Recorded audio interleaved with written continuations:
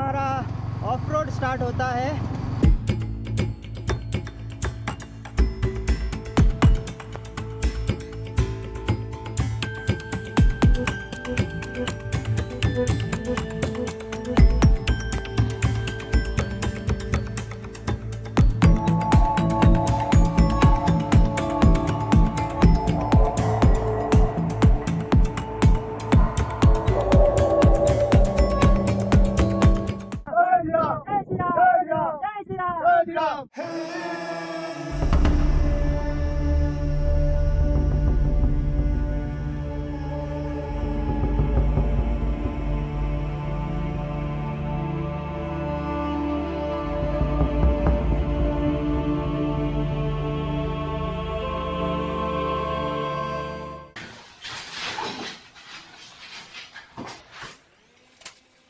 भाई लोग, welcome to Goan Rider once again. तो अपना रक्सैक बैग लेके, स्पोर्ट्स शूज पहन के, बिना हेलमेट पहने, अपने मुंह में कैमरा फंसाकर मैं निकल पड़ा था राइड पे।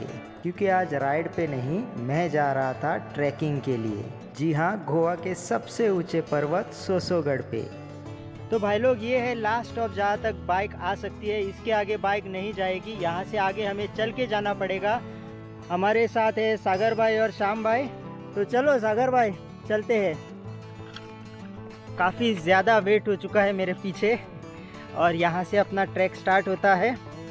सागर भाई चलने में एक्सपर्ट है, उससे भी एक्सपर्ट श्याम भाई होंगे और सबसे कमज़ोर फ़िलहाल मैं हूँ और सबसे ज़्यादा वज़न मेरे पास है।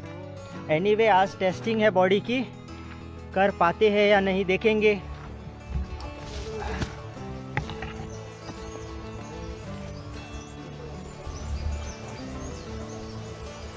बस थोड़ी ही देर चले थे और एक खूबसूरत झरने ने हमें अपनी ओर खींच लिया और इस झरने में डुबकी लगाने से हम अपने आप को रोक नहीं पाए।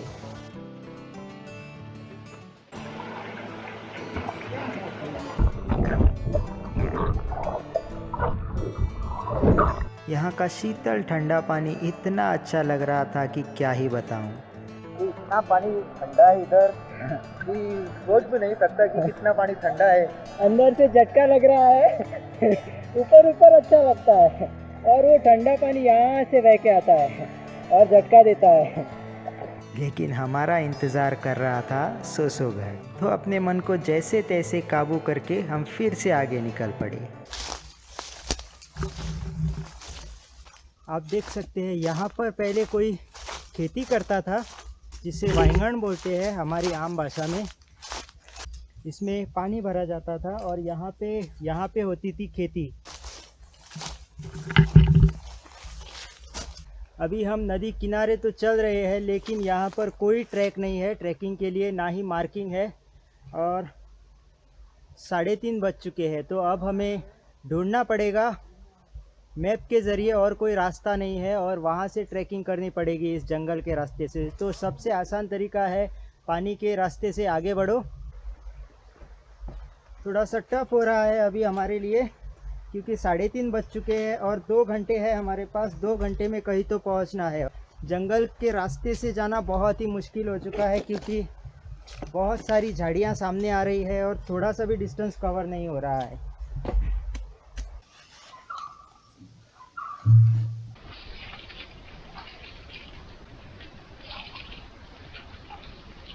ये रास्ता सही होगा। थोड़ी देर के लिए यहीं से चलते हैं नदी के किनारे।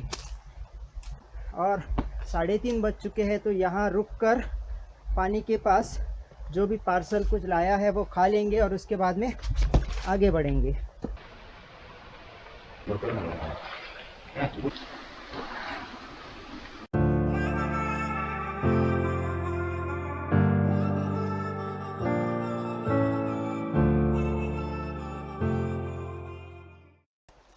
और एक मुर्गी का यहाँ पर क्रियाक्रम हुआ है। तो अभी हमें जल्दी चलना पड़ेगा, क्योंकि हमारे पास सिर्फ 1 घंटा 30 मिनट है और रात होने से पहले हमें पहुँचना है। जब बजे तक रात हो जाती है। आखिरकार जिस चीज़ का डर था वही हुआ। 7:30 बज चुके थे, अंधेरा हो चुका था और हम आके फंस चुके थे कांटेदार झाड़ियों में। यहाँ पर एक एक कदम बढ़ाना मुश्किल हो रहा था क्योंकि कांटे चुभ रहे थे और ऐसे कांटेदार झाड़ियों में रात के अंधेरे में रास्ता ढूंढना बहुत मुश्किल होता है। लेकिन थैंक्स टू गूगल मैप, सागर भाई ने आगे संभाली मशेटी और हमने संभाला पीछे सामान और जंगल को काटते हुए हम आगे बढ़े और आखिरकार हमारी मेहनत रंग लाई। इस कांटेदार झाड़ियों को पार करके हम पहुंच गए खुले जंगल में। ये मेरा पैर है, मेरे पैर के नीचे जस्ट बैठा है सागर भाई और मैं हूँ ऊपर। और ये देखिए मैं श्याम भाई। आखिरकार सारी रुकावटें पार करके रात के 3:30 बजे हम पहुंच गए सोसोगढ़, जहां पे हमने अपना कैंप लगाया, आग जलाई और खाना बनाना शुरू कर दिया।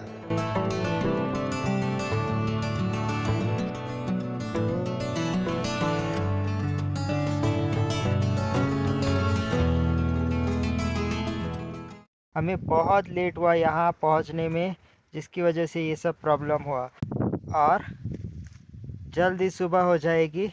तो चलिए भाई लोग सो जाते हैं, अपने दोनों भाई लोग भी सो चुके हैं। तो दूसरे दिन सुबह उठकर पैकिंग करके हम निकल पड़े हाईएस्ट पॉइंट की तरफ। तो यहाँ से होते हुए जाएंगे समिट की तरफ, हाईएस्ट पीक। तो चलिए, और थोड़ा सा परिश्रम बचा है। आखिरकार जंगल को काट काट के रास्ता बनाते हुए इतना लंबा सफ़र तय करने के बाद हम पहुँचे गोवा के सबसे ऊंचे पर्वत सोसोगढ़।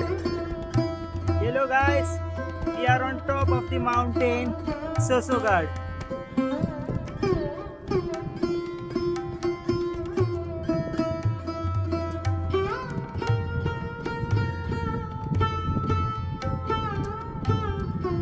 अयोध्या में प्रभु श्री राम का मंदिर बनने के बाद शायद हमारा पहला ही ग्रुप था जो यहाँ पर आया था।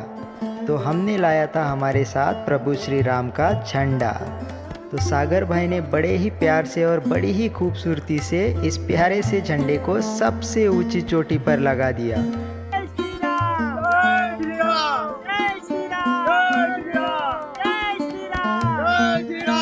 तो फ्लैग हमने लगा दिया है भाई लोग। अब यहाँ से उतरते हैं थोड़ा सा नीचे, अच्छी सी जगह देख के चाय वाय बनाते हैं और पराठा खाते हैं क्योंकि भूख लगी है। तो ये है सह्याद्री और इसे हाईएस्ट पीक कहा जाता है गोवा का, बिकॉज ज्यादा नहीं, बस छोटा सा बॉर्डर इलाका ही गोवा के अंडर आता है। यहाँ से चल के आए थे हम रात में और बहुत ही टफ सिचुएशन था। और ये जो ट्रेंच है ये मिलना बहुत ही मुश्किल था, क्योंकि अगर यहाँ कहीं से हम चढ़ाई करने की कोशिश करते तो नामुमकिन हो जाता। और बस यही डर था कि यहाँ ना फंसे हम आके। इस पीक को सोसोगढ़ कहा जाता है। सोसो का मतलब होता है रैबिट कोंकणी भाषा में और मराठी भाषा में।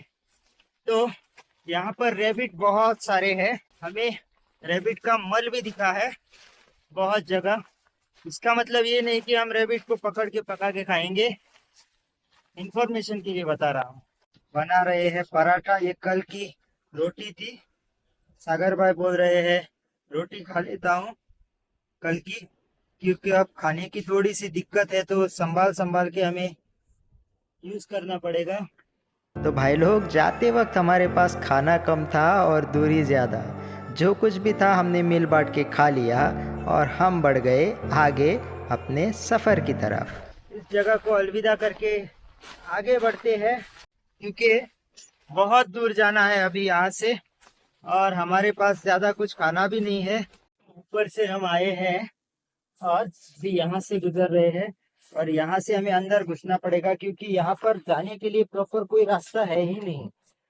पूरा सब घने चक्कर ही रास्ता है राम भरोसे। और मेरे पास फिलहाल बहुत ज्यादा सामान है, आप देख सकते हैं। वाटर है, स्टिक है मेरी, और ये पीछे अटक रहा है तो ये भी हाथ में लिया है। और सागर भाई आगे तलवार चला रहे हैं। तो चलिए,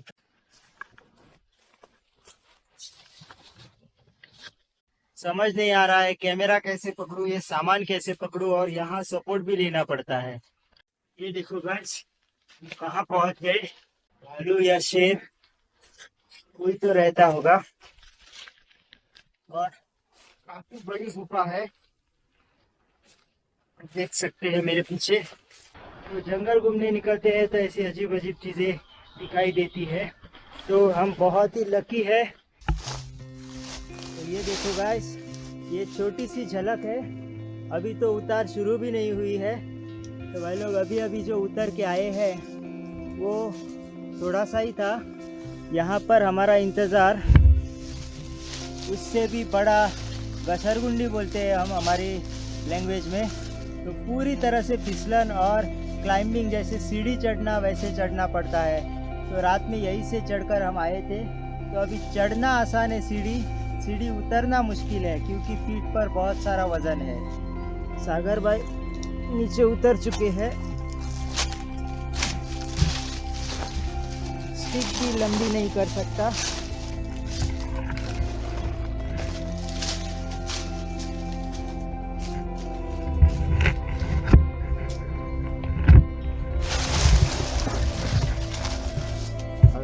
रोकड़े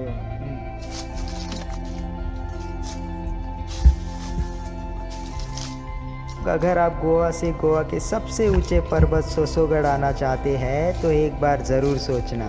यहाँ की पगडंडी बहुत ही खतरनाक, फिसलन भरी और ऊंची चढ़ाई वाली है। यहाँ पर आने के लिए जंगल से कोई खुला रास्ता नहीं है, तो बिना गाइड के तो यहाँ बिल्कुल मत आना। और हाँ, अपनी शारीरिक क्षमता की जांच ज़रूर कर लेना, क्योंकि जितना यहाँ आना मुश्किल है उससे भी मुश्किल है यहाँ से वापस जाना। तो आखिरकार रात के 9:30 बजे हम पहुँच गए अपनी गाड़ियों के पास। और अगर ये ब्लॉग आपको पसंद आया तो वीडियो को लाइक कीजिए और चैनल को subscribe. Thank you very much for watching Goan rider.